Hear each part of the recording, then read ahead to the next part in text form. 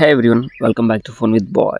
Today, 2 days battery test between the all-new Surface Laptop 7 and the 2024 MacBook Pro, where we tested everything from web browsing and productivity to video calls and gaming to see if the efficiency of the new Snapdragon X chip live up to the hype. Taking a look at the spec sheet, both of these laptops come into a $2,000 in the way we have them configured, where on the surface you get the top of the line Snapdragon X Elite chip compared to the Mac M3 Pro.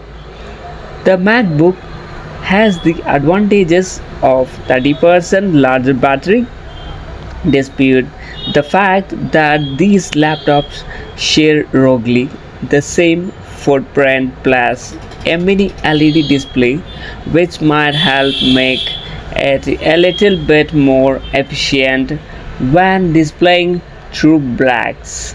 The Surface, on the other hand, has a slightly smaller screen size while pushing 40% fewer pixels, but at the end of the day, it's going to come down to those chipset.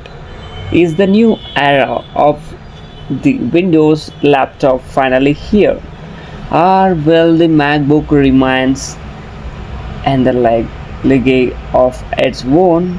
Alright, so in this first test we have each laptop cycling through the same set of websites every 30 seconds. We are using Chrome on both laptops. We have these screens calibrated to 200 nits of brightness when were we not just loading the websites here, but we're also scrolling through them, which I think help ensuring that we are realistically taxing those chipsets, where after 2 hours of doing so, this is a major difference. The Surface drops by a whopping 24 percentage of points, that nearly a fourth of its capacity, while the MacBook only drops 16 bit at this next test.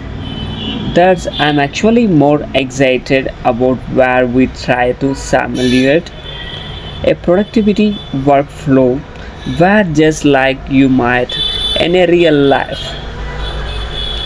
we have both laptops playing music on Spotify with of course the speaker calibrated to the same level, while each laptop is working in Excel and Word. This isn't necessarily the most processor intensive task in the world, like we are just copying data from Excel, pasting pasting it in Word, and then tapping on every letter on the keyboard. But there are 4 apps open at the point, if you count Chrome, with us actively using 3 of them, where after 2 hours of doing this in a loop, this time the Surface does better, dropping by 21 points compared to MacBook 25 points drop. Now in the next test, each laptop is going on a 30 minutes Zoom call. We actually have this cut count of me moving around on a robot to simulate a real call as best as we could, with active blurring and tracking on both cameras. They both have the same 100 pixel resolution, so one shouldn't be working harder than the other, but Nonetheless, after half an hour, the laptop performed identically, with each of them dropping by only 6 points in the terms of the efficiency through the surface. Seems to have used less juice to complete the task given its smaller battery, but the big question, at least for me, is how the surface is going to handle standby test, which is arguably more important than the other tests, since your laptop spends more time in standby than it does doing anything else. At least if you don't shut your computer down, where after 16 hours both laptops did well. The MacBook do a little bit better through only losing 2 percentage points, while the Surface lost double that, dropping by 4 points. So well, see if the Surface can make up some ground here. In the video streaming test, where each device is playing the same movie now, one thing I wanted to mention earlier during the productivity test, where we were playing the music in the background, and I might as well mention here, since we are also playing audio in this movie, is while we collaborated the speaker to the some volume. There's no way to calibrate the speaker quality, where with its 6 different speakers in the MacBook just provides a richer, fuller sound compared to the Surface. And while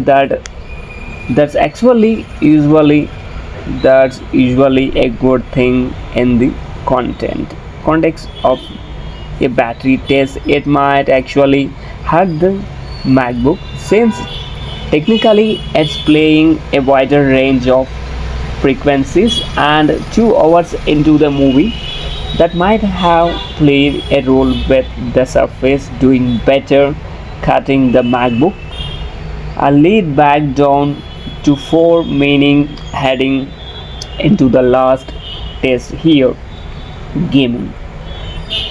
It is surprisingly close now.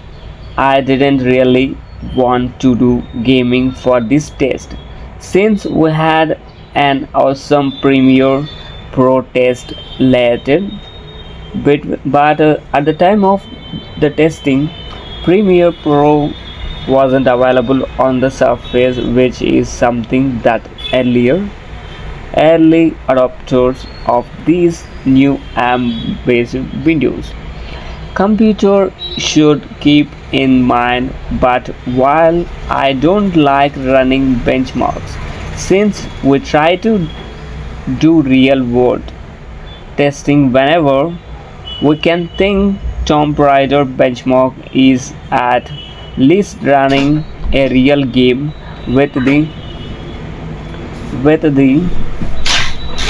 graphic settings being matched on both, like with the resolution and everything with our robots.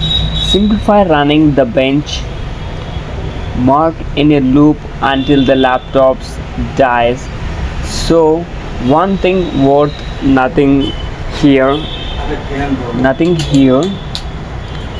that with the M3 Pro chip is getting around 2 to 3 times more frames per second than the Surface Snapdragon X Elite, while is good thing for gaming ends up hurting the context of a battery test, since the MacBook is technically doing more work, and it shows in the battery trend, with its dropping at significantly faster rate compared to the Surface.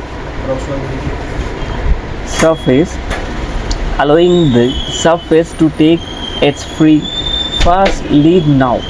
This continues until roughly 24 minutes into the test, at which point the MacBook does something interesting. It does from rendering roughly 65 frames per second on the way down to just 7 frames per second while the surface is holding steady. Roughly 24. This shift is most important, likely a performance gap a Mac due to the only having 3% battery remaining, and it completely changes the drain rate. Thanks for watching Phone with Boy. Don't forget to subscribe to my channel.